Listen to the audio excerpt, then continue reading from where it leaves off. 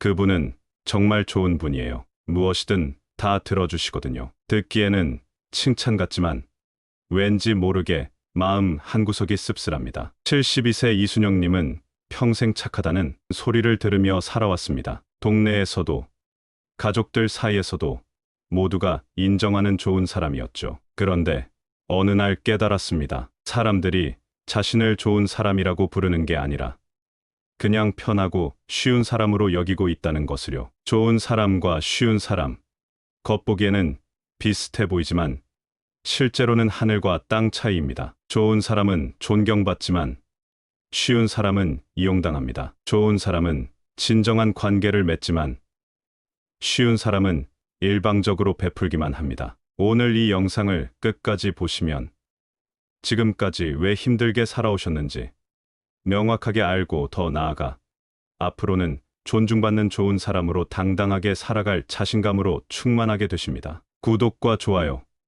버튼을 눌러주시고 알림 설정하시면 품격 있는 인생을 만드는 지혜를 계속 받아보실 수 있습니다. 여러분의 생각과 경험을 댓글을 통해 공유하셔서 많은 분들과 의견 나눠주세요. 지금부터 좋은 사람과 쉬운 사람을 가르는 결정적인 차이점들을 하나씩 알아보겠습니다. 좋은 사람과 쉬운 사람을 가르는 첫 번째 결정적인 차이점을 말씀드리겠습니다. 바로 경계선의 유무입니다. 69세 박정혜님은 오랫동안 자신이 좋은 사람이라고 생각했습니다. 누구든 도움을 요청하면 거절하지 못했고 불편한 상황에서도 웃으며 넘겼습니다. 그런데 어느 날 충격적인 깨달음을 얻었습니다. 사람들이 자신에게 점점 더 무리한 부탁을 하고 있다는 것이었죠. 처음에는 잠깐만 심부름 좀 해줄래? 였는데 어느새 정혜님은 시간 많으니까 이것도 해줘가 되었습니다. 심지어 가족들까지도 엄마는 뭐든 다 해주시잖아 라며 당연하게 여기기 시작했습니다. 친구들은 자신의 개인적인 일까지 떠넘기기 시작했고 이웃들은 밤늦은 시간에도 거리낌 없이 부탁을 해왔습니다. 이때 박정혜님은 깨달았습니다. 자신에게는 경계가 없었다는 것을요. 좋은 사람은 상대방을 배려하되 자신만의 선을 분명히 긋습니다. 이건 제가 도와드릴 수 있지만 저건 어려울 것 같아요 라고 정중하지만 명확하게 말할 줄 압니다. 반면 쉬운 사람은 경계가 없습니다. 모든 것을 받아들이고 모든 부탁을 들어주려 합니다. 거절하는 법을 모르니까 점점 더 많은 것을 요구받게 되죠. 그리고 이런 패턴이 반복되면서 자신도 모르게 사람들에게 편한 사람, 만만한 사람으로 인식되기 시작합니다. 경계가 없는 사람의 특징을 살펴보면 이렇습니다. 첫째, 상대방의 요청에 즉시 네라고 대답합니다. 생각할 시간도 없이 반사적으로 수락하죠. 둘째, 자신의 상황이나 감정은 고려하지 않습니다. 피곤하거나 바빠도 남의 일을 우선시합니다. 셋째, 거절을 하면 미안해하고 죄책감을 느낍니다. 넷째, 상대방이 불쾌해하는 것을 극도로 두려워합니다. 하지만 좋은 사람은 다릅니다. 도움을 요청받으면 생각해보고 말씀드릴게요 라고 여유를 두고 답합니다. 자신의 상황을 정확히 파악한 후에 도울 수 있는 범위 내에서 도움을 줍니다. 그리고 도울 수 없는 상황에서는 정중하지만 단호하게 거절합니다. 71세 최영희님의 경우를 보겠습니다. 예전에는 동네 부녀회 일부터 자녀들의 온갖 심부름까지 모든 것을 떠안고 살았습니다. 그러다 몸이 아파 쓰러진 후에야 깨달았죠. 자신이 모든 것을 다 해주려고 하니까 가족들도 당연하게 여기고 정작 자신은 소중히 여겨지지 않는다는 것을요. 그 후 최영희님은 변했습니다. 미안하지만 오늘은 제가 다른 약속이 있어서 어려울 것 같아요 라고 정중하게 거절하기 시작했습니다. 처음에는 사람들이 당황했지만 시간이 지나면서 오히려 그녀를 더 존중하게 되었습니다. 쉽게 부탁할 수 없는 사람이 되자 정말 중요한 일에만 도움을 요청하게 되었고 그때 해주는 도움이 더욱 감사하게 받아들여졌습니다. 경계가 있으면 결국 자신도 보호하고 상대방도 존중하게 됩니다. 그리고 아이러니하게도 이런 사람들이 더 진정한 도움을 줄 수 있습니다. 자신의 한계를 알고 있기 때문에 정말 필요한 순간에 의미 있는 도움을 줄 수 있거든요. 진정한 좋은 사람이 되려면 먼저 자신만의 경계선을 그어야 합니다. 여기까지는 괜찮지만 여기서부터는 안 됩니다. 라고 말할 수 있는 용기가 필요합니다. 경계가 있어야 진정한 관계가 시작됩니다. 둘째, 좋은 사람과 쉬운 사람을 구분하는 중요한 차이점은 배려와 눈치 보기의 차이입니다. 74세 김순옥님은 평생 착한 사람으로 살아왔습니다. 어떤 모임에 가든 분위기를 살피고 누군가 기분이 나빠 보이면 자신이 잘못한 게 있나 걱정했습니다. 대화 중에도 상대방의 표정을 계속 관찰하며 혹시 자신의 말이 불쾌하지 않았나 신경 썼죠. 그런데 이런 모습이 배려라고 생각했던 김순옥님은 어느 날 깨달았습니다. 자신이 진정한 배려를 하고 있는 게 아니라 그냥 눈치만 보고 있었다는 것을요. 진정한 배려는 상대방을 위한 것입니다. 상대방이 정말 필요로 하는 것이 무엇인지 파악하고 그것을 채워주려고 노력하는 것이죠. 반면 눈치 보기는 자신을 위한 것입니다. 자신이 미움받지 않기 위해, 자신이 편안하기 위해 상대방의 기분을 살피는 것입니다. 68세 이영자님의 경우를 보겠습니다. 예전에는 며느리가 집에 올 때마다 그 기분을 살피느라 전전긍긍했습니다. 며느리가 조금이라도 표정이 어두우면 혹시 나 때문에 불편한 게 있니?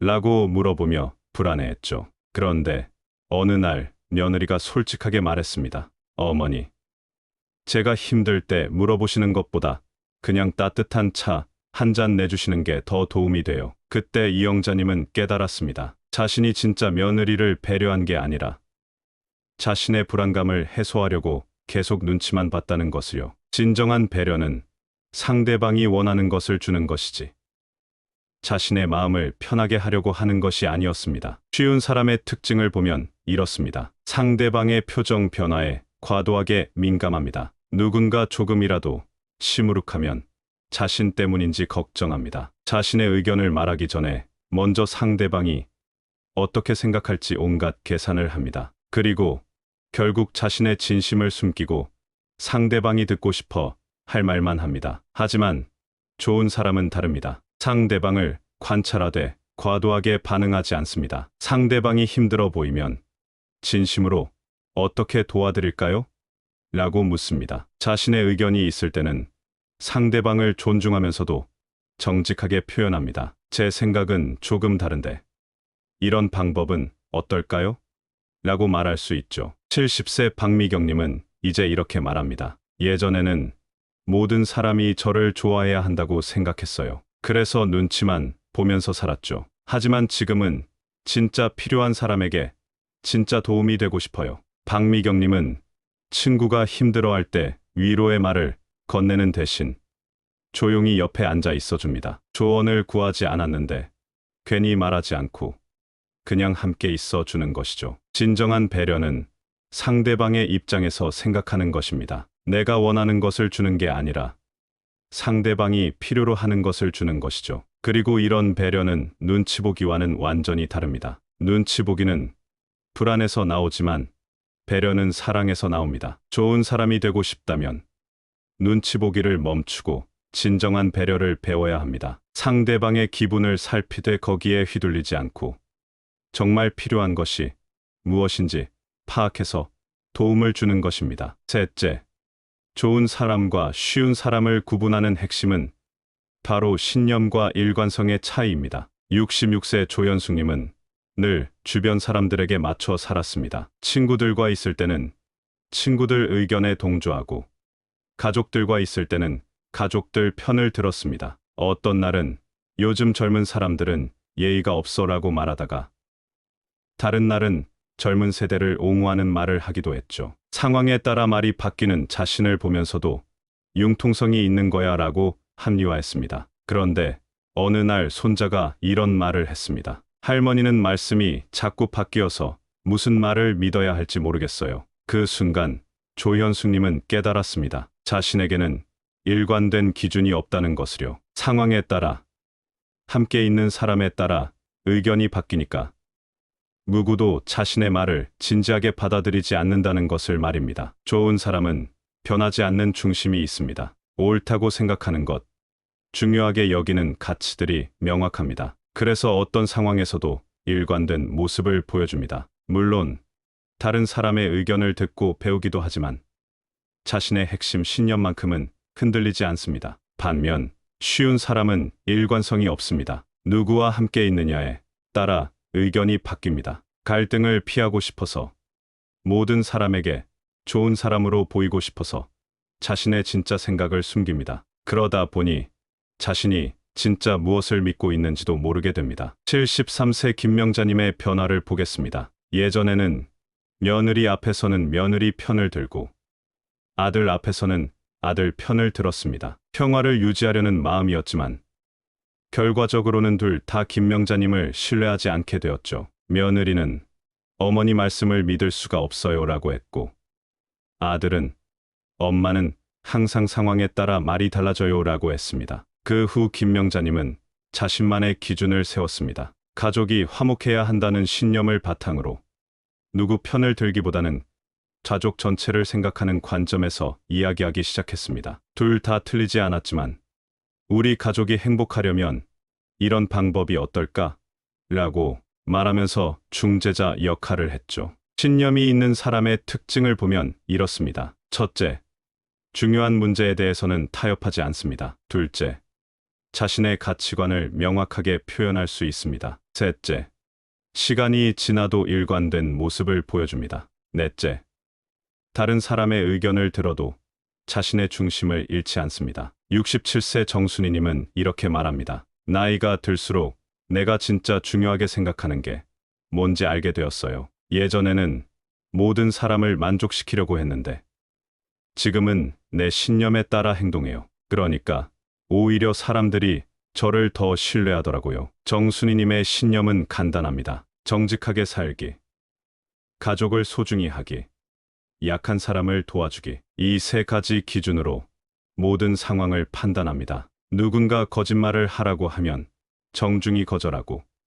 가족과의 약속과 다른 약속이 겹치면 가족을 우선시하며, 도움이 필요한 사람이 있으면 능력 범위 내에서 도움을 줍니다. 신념이 있으면 결정이 빨라집니다. 매번 상황에 따라 고민할 필요가 없거든요. 그리고 다른 사람들도 그런 사람을 신뢰합니다. 이 사람은 어떤 상황에서도 일관된 모습을 보여줄 것이라는 믿음이 생기기 때문입니다. 좋은 사람이 되고 싶다면 자신만의 신념을 세워야 합니다. 무엇이 옳고 그른지, 무엇을 중요하게 여길지 명확히 정하고 그 기준에 따라 일관되게 행동하는 것입니다. 넷째, 좋은 사람과 쉬운 사람의 차이는 감정을 다루는 방식에서 극명하게 드러납니다. 71세 송영애님은 평생 감정적인 사람이었습니다. 누군가 조금이라도 무례한 말을 하면 즉시 기분이 상했고, 칭찬을 들으면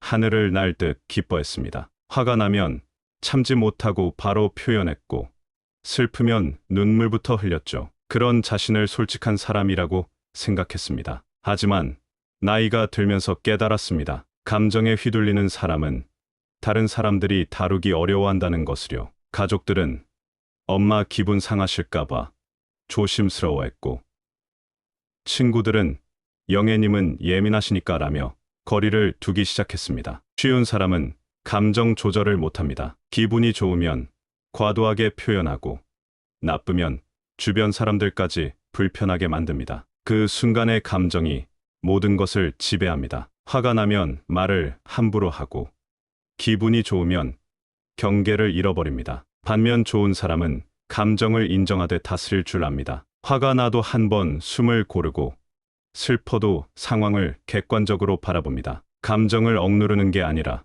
적절히 표현할 줄 아는 거죠. 69세 박혜숙님의 변화를 보겠습니다. 예전에는 시장에서 바가지를 쓰면 즉시 화를 냈습니다. 목소리를 높이고 따지곤 했죠. 그런데 지금은 다릅니다. 억울한 마음이 들어도 죄송한데 가격을 다시 확인해 주시겠어요?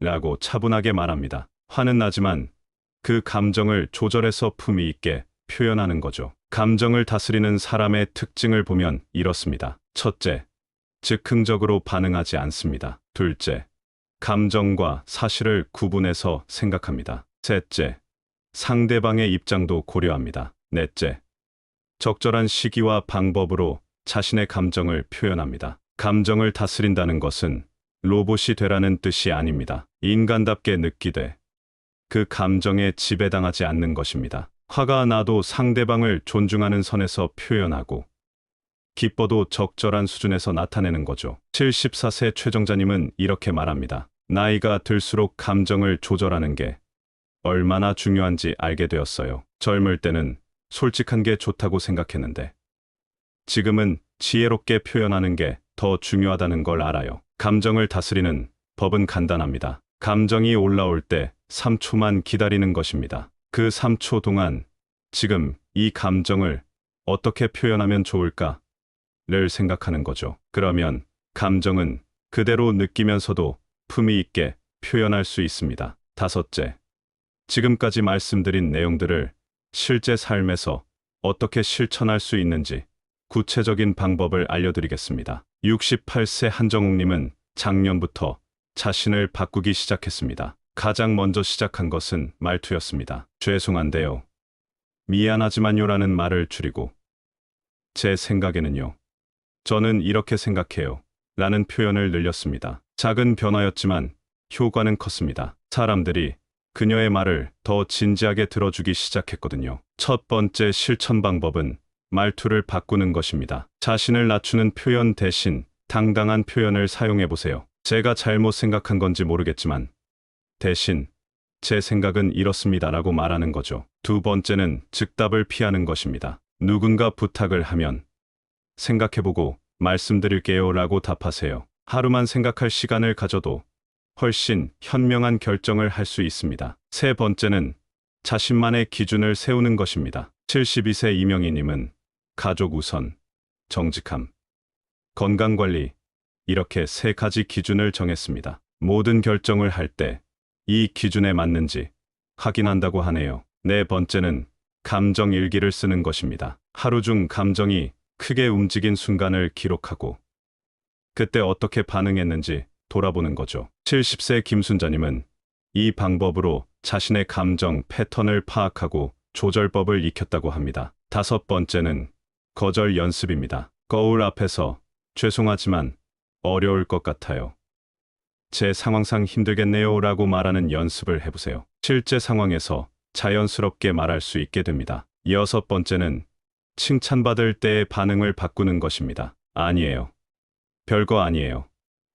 대신 감사합니다 라고 간단히 답하세요. 자신을 깎아내리는 습관을 버리는 거죠. 마지막으로 중요한 것은 꾸준함입니다. 하루아침에 바뀌지 않습니다. 75세 박정숙님은 매일 조금씩 연습했더니 1년 후에는 완전히 다른 사람이 된 기분이에요 라고 말씀하시네요. 지금까지 좋은 사람과 쉬운 사람의 차이점에 대해 함께 살펴보았습니다. 핵심을 다시 한번 정리해 드리겠습니다. 첫째, 좋은 사람은 경계가 있지만 쉬운 사람은 경계가 없습니다. 무엇이든 다 받아들이는 것이 좋은 것이 아니라 자신만의 선을 분명히 긋는 것이 진정한 배려입니다. 둘째, 좋은 사람은 진심으로 배려하지만 쉬운 사람은 눈치만 봅니다. 상대방을 위한 배려와 자신의 불안감을 달래기 위한 눈치 보기는 완전히 다른 것입니다. 셋째, 좋은 사람은 흔들리지 않는 신념이 있지만 쉬운 사람은 상황에 따라 말이 바뀝니다. 일관성 있는 기준이 있어야 다른 사람들이 신뢰할 수 있습니다. 넷째, 좋은 사람은 감정을 다스릴 줄 알지만 쉬운 사람은 감정에 휘둘립니다. 감정을 인정하되 품위 있게 표현하는 것이 어른의 자세입니다. 다섯째, 이 모든 것들을 실천하기 위해서는 말투 바꾸기, 즉답 피하기, 기준 세우기, 감정 관찰하기, 거절 연습하기 등의 구체적인 방법들이 필요합니다. 여러분도 혹시 지금까지 쉬운 사람으로 살아오신 건 아닌가요?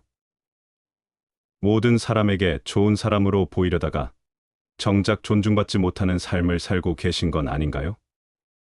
그렇다면 오늘부터라도 변화를 시작해 보시기 바랍니다. 나이가 들수록 더욱 중요한 것은 품격입니다. 그리고 그 품격은 스스로를 존중하는 태도에서 나옵니다. 다른 사람들이 나를 어떻게 대하는가는 내가 나를 어떻게 대하는가에 달려 있습니다. 72세 조영숙님은 이렇게 말씀하십니다. 나이 70이 넘어서야 진짜 어른이 되는 법을 배웠어요. 착한 사람이 되려고 애쓰다가 쉬운 사람이 되었는데 이제는 진짜 좋은 사람이 되고 싶어요. 좋은 사람이 된다는 것은 모든 사람을 만족시키는 것이 아닙니다. 자신의 기준을 지키면서도 상대방을 존중하는 것입니다. 경계를 그으면서도 따뜻함을 잃지 않는 것입니다. 단호하면서도 품위를 유지하는 것입니다. 오늘 이 영상을 통해 깨달으신 것들을 내일부터 하나씩 실천해 보시기 바랍니다. 말투 하나, 반응 하나를 바꾸는 작은